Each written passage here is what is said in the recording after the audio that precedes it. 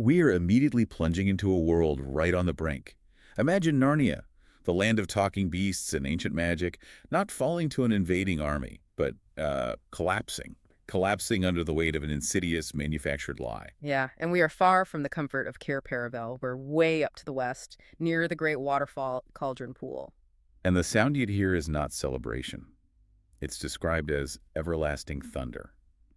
And the feeling is just one of profound abandonment, It really is. Today we are diving deep into C.S. Lewis's final text, The Last Battle. which is just a masterclass in how a fantasy world is dismantled, not by superior force, but by, well, by intellectual corruption and propaganda. And it's so crucial to understand this isn't just a simple fantasy finale.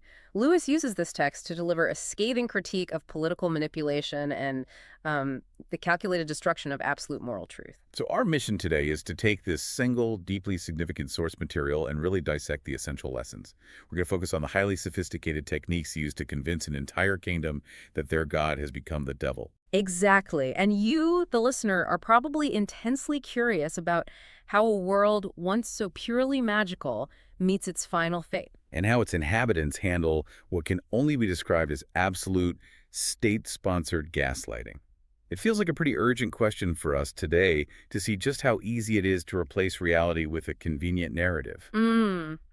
We have to analyze the strategies of the deceivers, the cynical ape, the calculating Calormians, and even the self-interested Narnians. And contrast them with the reactions of the faithful, like the king, the loyal unicorn.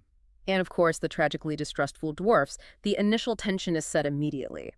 The young king, Tyrion, finds his world just crumbling due to a horrifying widespread rumor. Aslan has returned. But he is no longer kind. In fact, he now demands slavery and submission to Narnia's darkest enemies. So we have to start not with the king or some threat of invasion, but with the very genesis of the lie itself.